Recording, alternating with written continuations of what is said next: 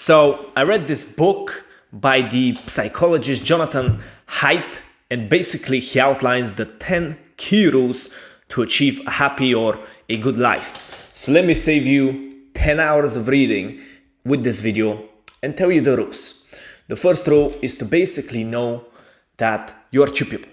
Yes, this basically means that your conscious and your subconscious sort of constantly argue with each other.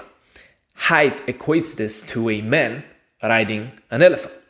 You are this little tiny man who knows what he should do. You see the future, but the stupid elephant that you are on sometimes just doesn't listen to you, doesn't do what you want it to do. The rider is the rational part of our brains, and the elephant is sort of the animal instinct-based part. You can see this principle in your real life.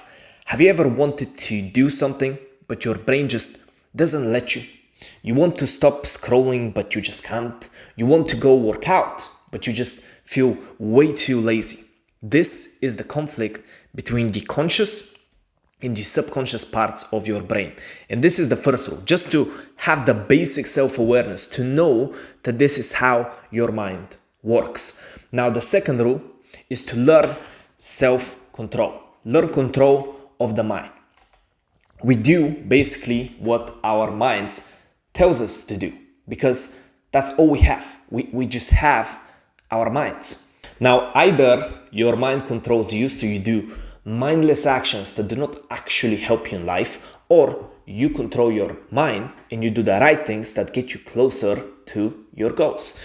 Answer this one question. Do you know what to do in life with clarity, and are you actually doing it?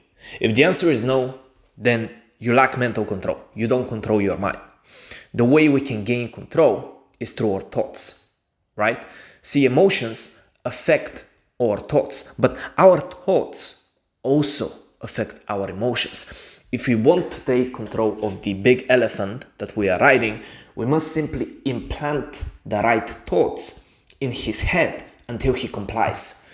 The way we do that is through meditation and journaling. So, first step is meditation, because it helps soothe the negative thoughts, while, journaling and writing down your thoughts actually makes you aware of them. And when you are aware of them, you can change them. So you can write down your negative thoughts, and you can just be like, oh, this negative thought doesn't make any sense. And you start changing it this way. This is why meditation, just being calmer, and journaling, just being more self-aware, really help you control your brain. If you don't implement these two techniques, you will forever be ruled by some random ass negative thoughts that you get throughout the day. Now, the third rule is based on reciprocity. Treat others as you want to be treated. This is the ancient sort of wisdom. And this is important, because every social relation you have is essentially a value exchange. The value doesn't have to come from something material. It can be purely based on emotion. The most important thing to understand here is that if you don't want to end up, isolated in society, you must treat others well and make your interactions with them as valuable as possible. On an emotional level, this can simply be done by being a positive person to hang around. People must like hanging around you. People like positive people. So be positive in your social interactions. Don't be an asshole, and you never end up alone. Now, next rule is to find fault in yourself and not in other people. So that was the rule. This is difficult, because the thing is that studies from this book show that people are asked to properly estimate themselves, but they always overestimate themselves while properly estimating other people. So we are good at estimating other people and their qualities, but we tend to almost always overestimate ourselves. So they asked in the study, the scientists asked how much, a person would donate to a charity. And later on, when given the chance, the average donations that people said they were, gonna give were way higher than what they actually gave. So people overestimated their charitability, and they have replicated the study multiple times, and every time people overestimate how much they would actually donate in a real scenario. So it's easy to judge other people, but it's not easy to judge yourself. This is dangerous because it leads to two things. First, you do not acknowledge your faults, and therefore you do not develop, you do not improve as a man. And second, you start hating and judging other people as if you were superior than them, which breaks, the previous rule of reciprocity. The funny thing about that is that if you don't believe me right now, literally if you don't believe me right now, you are the exact type of person to overestimate himself. This is a normal human cognitive bias. It applies to everybody. So don't think you're the exception to the rule. This is a classic example of overestimation, thinking that you're an exception to this rule. Height basically says that the cure to, this thing of overestimating yourself is, before being judgmental of anybody in any other situation, look at yourself first. Before telling me that my videos are shit, consider that you might be the piece of shit. Sorry, not sorry, okay? The way you can judge yourself properly is by looking for faults in yourself instead of validation. So naturally, we have this bias of looking for validation. We have certain qualities and look for validation that we are right. Do the reverse. If you want to judge yourself properly, do the reverse. Find the faults in yourself. Obviously, don't make yourself anxious, but you know what I mean. Now, the next big rule is that happiness depends on three main factors. First is biology, second is life conditions, and third is voluntary activities. Biology is basically, on a genetic level, how happy are you? Just naturally. This is very dependent on genetics. Now, I can tell you, I'm a miserable fuck myself, naturally. This is why I had so much trouble in my teenagehood. But the good news is that you can, at least partly change this by controlling your negative thoughts, which is the second rule of this video, right? So if you take the second rule, you're fixing your biological tendencies for negativity if you have them. Now, the second thing is life conditions. And you need these life conditions. There are certain life conditions you need to be happy. So relationships, physical health, not a noisy environment because it stresses out your nervous system, and freedom to control your life. These are the four conditions you need, and they are pretty self-explanatory. Now, the third condition to happiness is voluntary activities. This means engaging in work that you find fulfilling. So instead of purely working for money and status, you also need to love what you do. The brain can adapt and be happy in any situation. The example the book gives is paraplegics. So paraplegics, after their accident, return to normal happiness only after a few months from the accident. Even though technically their life should be worse, they return only after a few months to normal happiness. The lesson here is that happiness is not about the success or necessarily the position you are in life beyond biological factors and the basic conditions I outlined. Happiness is rather just being on a positive trajectory. Happiness is progress.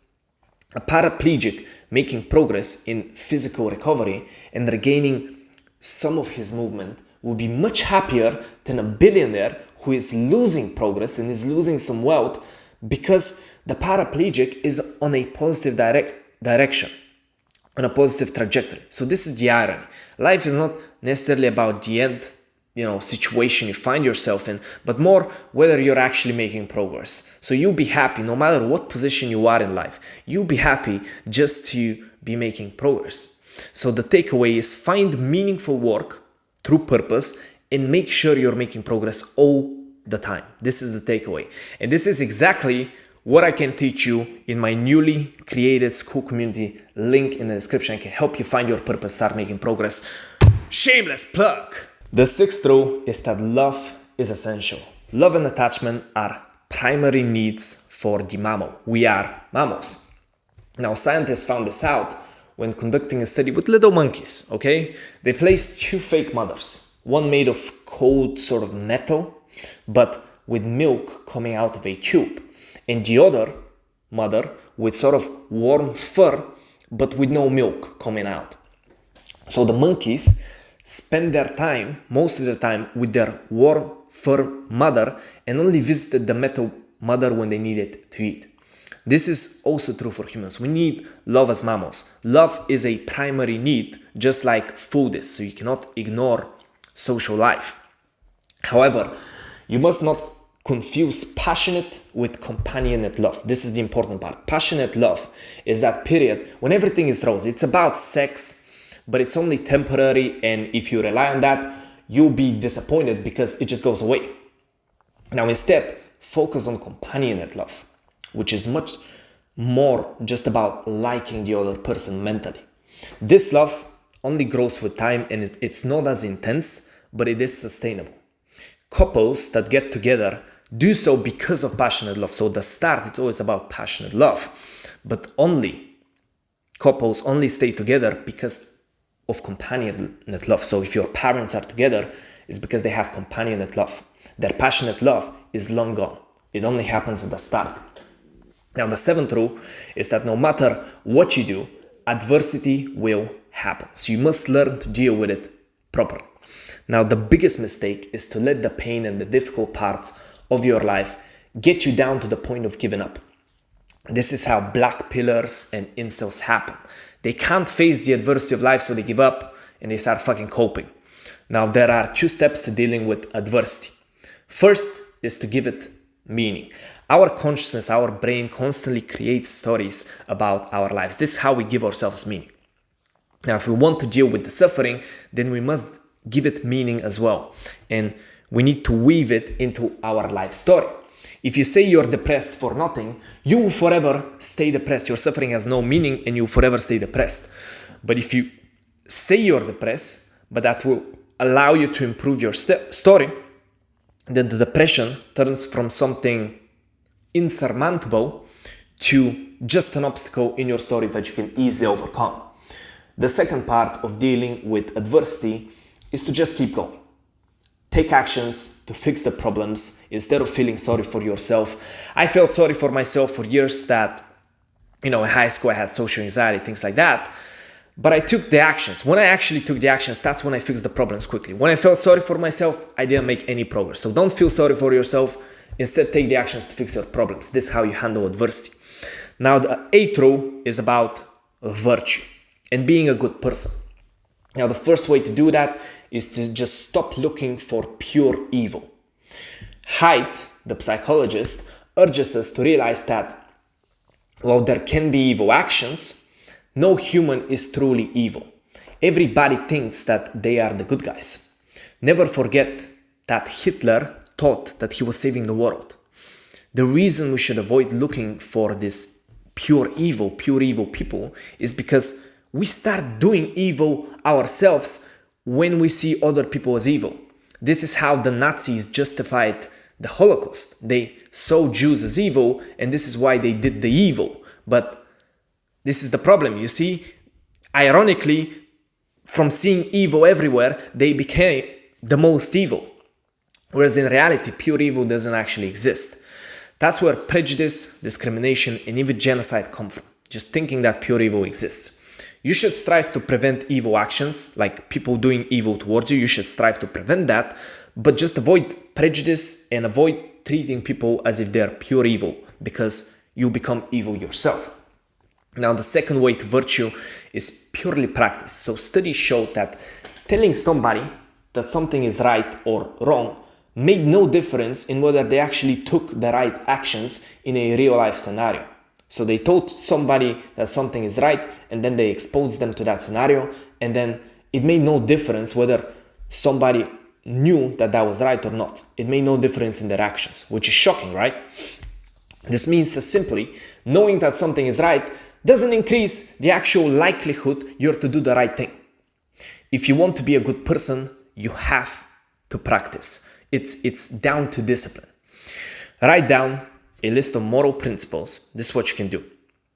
and you try to adhere to them every single day. This is how you practice being a good person every day. It's a skill like any other. You're not going to be perfect. Now, the 9th rule is about divinity.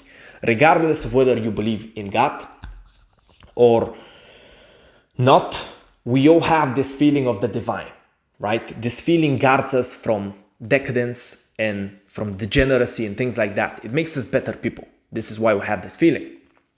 Now, to put this rule simply, find something in your life that is higher than yourself and gives you a feeling of elevation, away from disgust and degeneracy. Find something that gives meaning to your life. Now, the funny thing is that this happened in my own life. In the worst period, when I was doing many bad habits and destroying my mental health, something snapped, and that's when I sort of found my purpose in life. Now I understand that this happened because my brain wanted to move away from disgust of the bad habits and towards divinity. I found the divine in a purpose that helps other people. This is why I created everything I created. If you don't believe in God like me, your brain will start seeking the divine anyway. Like your brain, whether you believe in God or not, your brain doesn't stop seeking meaning in life. Now, this is why it's so imperative to find a purpose to your life. I can help you do that in my Skool community because I can only scratch the surface with these videos. Now, the final rule is simple. Happiness comes from in between. The happiness hypothesis of Haidt basically means that happiness is not the end result of life, but rather the daily coherence you have between your biological needs, societal status, and the feeling of divinity. If you find a life where all three make sense together, you'll be happy. Bye.